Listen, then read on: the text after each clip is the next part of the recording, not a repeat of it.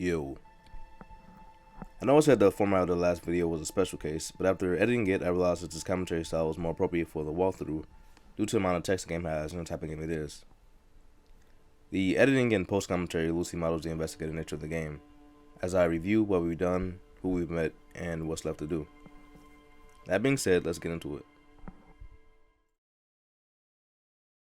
Starting off, I review the tasks we gathered so far, which was tracking down our gun, the pissing competition between the 31st Precinct and the 57th Precinct. I also like to make a correction from the last video. The 34th is our precinct and the 57th is Kim's.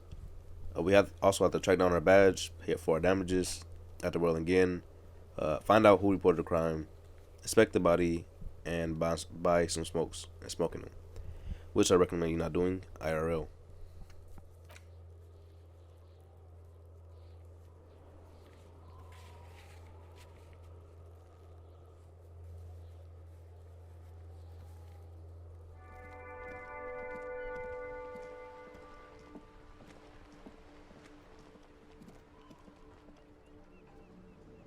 Exploring the town and getting some shenanigans, we ran into an old soldier and his friend.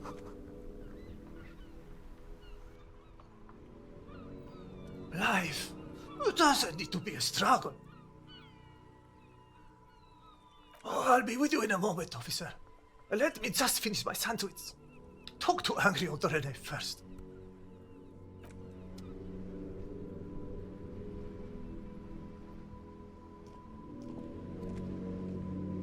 Have you no shame? Whining about your back every time you bring out the measuring tape? Rene, you're a man with a fork in a world of soup. Please, let's just try to enjoy the game, alright? I am trying to, but you keep breaking my concentration. You're old, I can see that. We're both old. Now, stop grabbing your ass like it's a girl. Another man and his stranded friend.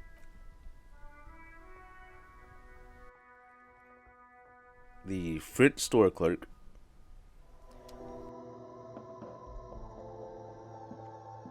Welcome to Frit. Feel free to look around or something. Everything is out on the shelves.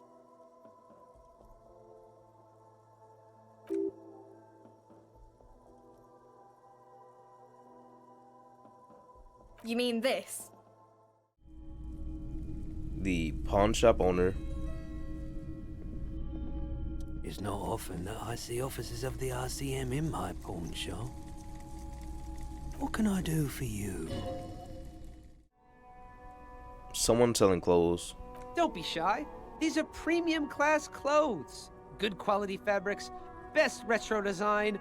Save the economy with your style, officer. We also met a guy named Call Me Mañana, who I think is a key witness for the investigation. Scab?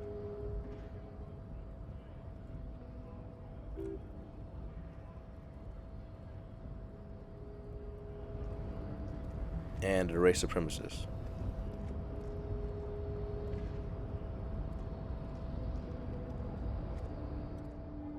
Nobody betrays your degeneracy. Yeah, Measurehead. His body totally betrays his degeneracy.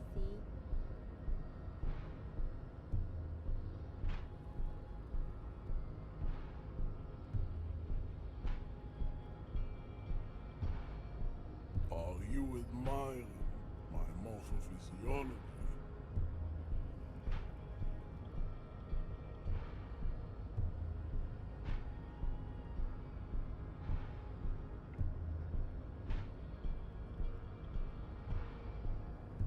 It must be frightening to stand in the shadow of this racial pinnacle. Be calm, Am Sandwich. You are not in danger because you are not a threat to me.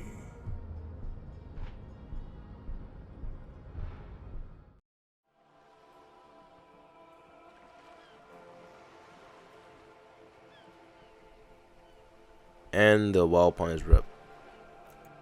Good afternoon, officers. I'm Joyce L. Messier. I represent the board of Wild Pines, the owners of the harbour. You gentlemen must be from the RCM.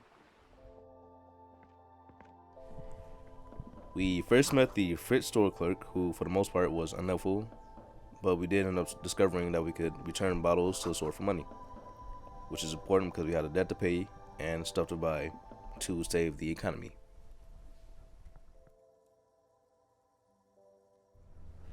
After meeting the store clerk, we went and talked with union workers, which is basically just call me mañana, as he had the whole rundown of the situation.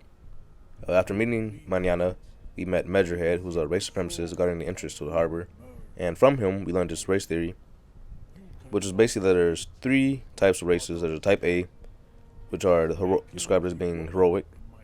They're the Semines, Aropagite, and the Occidentals. So they're like competitive. They like to conquer, things like that. The type B is the Vacaliers and Kojkos. They're described as being unheroic, obsessed with drinking, smoking, potatoes, and ethnostates. They're also described as being like mud colored due to their dirty skin, color in their eyes, etc. And then there's a type C to F, which they're described as being chimeras, basically mixed races, and they don't really get the time of day of an explanation. Then like each of these types have like subclasses or subraces, which have different, slightly different genetic variability. So one will have like good hair or whatever, better skin, and things like that. Especially just pseudoscientific bullcrap. But for the sake of trying to get through to him, I went through and tried to understand his race theory. Also because it's interesting to relate that kind of dynamic in the game with real life dynamics of racism, phrenology, things like that. It's just interesting, and makes it easier to relate to real world occurrences of this while learning real world occurrences of this, if that makes sense. And then after talking with him, we learned we had the ability to internalize concepts. So we internalize his race theory and our loneliness, trying to understand our past.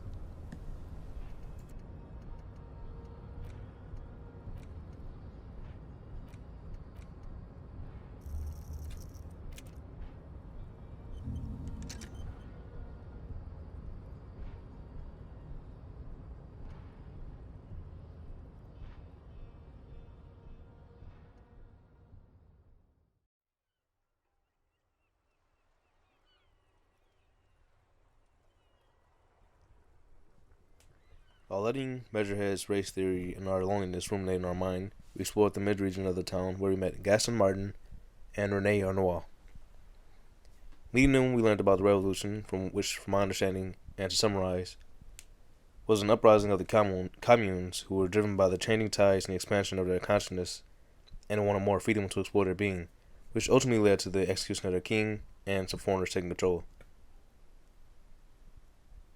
We then proceeded to mess up the game and lose our ball, thinking we succeeded in understanding the game.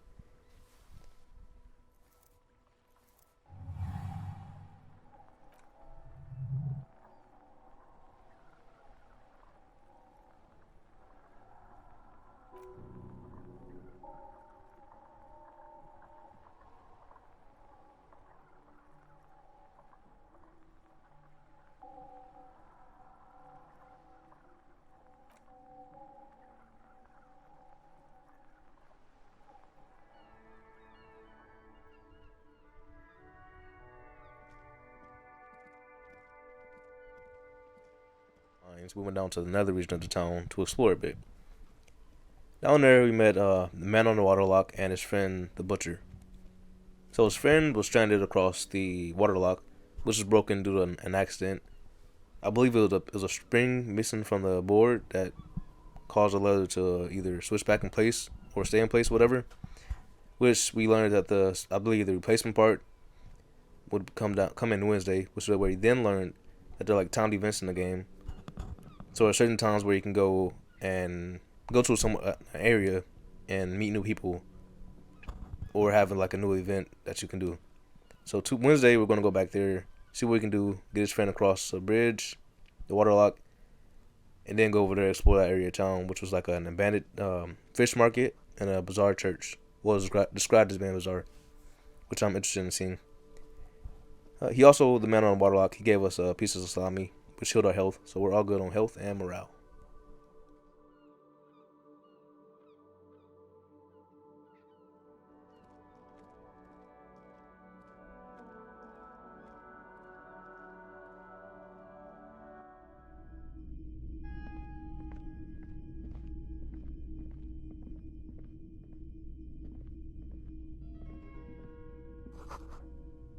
After the whole waterlock situation, we went to the pawn shop where we explored a bit, found some interesting objects that might be useful to us in the future. So we're going to come back and get that after we prioritize our spending and get more money. After we explored the shop a little bit, we found Bernice Ray, who was the owner of the shop. He came off a little bit suspicious and sketchy, but I think he's an honest man. He told us that we pawned our gun, and a woman who was more sketchier than him came in and bought it. He said things like she referred to herself as pig, and she was quite terrifying. So it'll be interesting to meet her. Other than that, we didn't gain that much information about the investigation, and we still push forward. Retro design. Save the economy with your style, officer.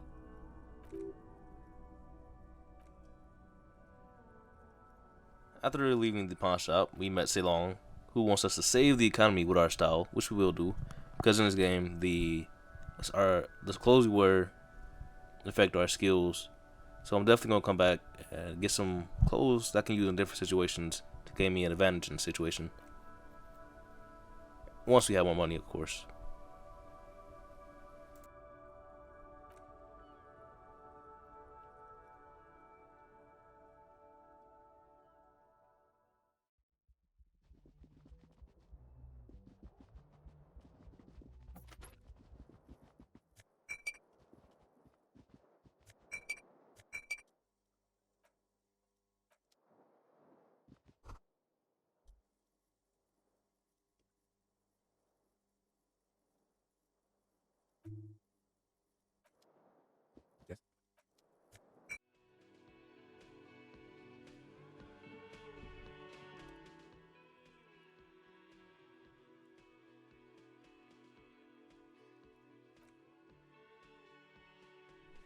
And I forgot to mention, we went back and had a talk with Gart and the chef and found an interesting, beautiful, lustrous, mystery-filled blue door.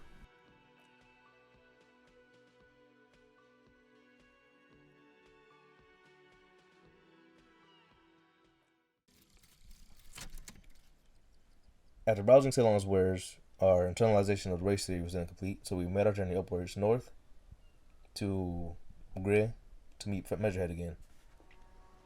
And looking back on this whole interaction, I believe that there might have been slight variations in his response to us, but ultimately, no matter what you chose, we would get access to the harbor. But the answer I chose was that the race theory, the race enigma, was a free association exercise and was then accused of being a compulsive masturbator and a nihilistic postmodernist, which is understandable. But given the ridiculousness of the race theory, that option seemed the most logical for me to choose. But I will say the psychology of his examination of our behavior is kind of interesting.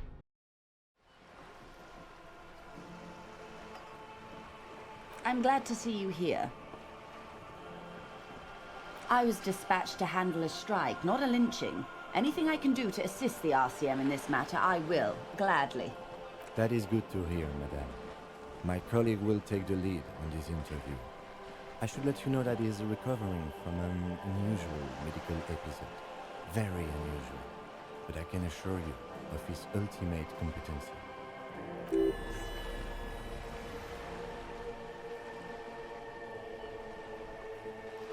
How interesting. I wish you a swift recovery. In the meanwhile, you have my full cooperation and the full cooperation of the Wild Pines group.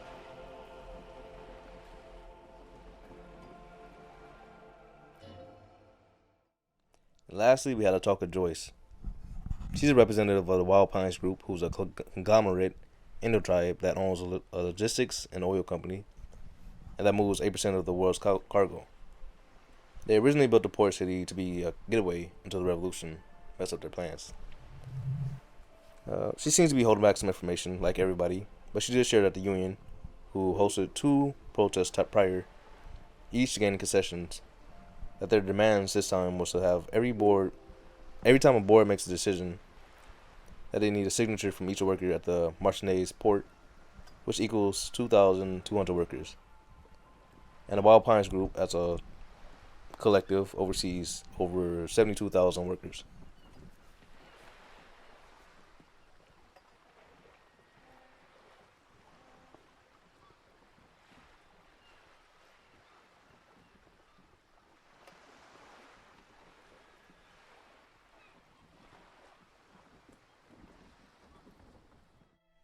In conclusion, we didn't accomplish any of our tasks, but we did gain a lot of information about the world, and we did, make some progress in our task, like finding out who has our gun and how they got it, and how the world works. So there's different events that happen that we can then go to interact with other people at different days, and there are different things that go on in the world that it's like dynamic. It changes over time, and we'll get one step closer to completing our task each day or each playthrough. So that's the goal, at least. The next episode, we'll probably go talk to the union representative and complete some more tasks, gain some money, and whatever else happens in that playthrough, which I cannot account for now. So, hope you enjoyed. I'm really liking the recording process. It is allowing me to see different aspects of myself, to better myself in recording and articulating myself, and hope to get better over time, which I know I will, as I practice and push myself. And I hope you can enjoy my content and join me on this journey. So like and subscribe if you liked it, and peace.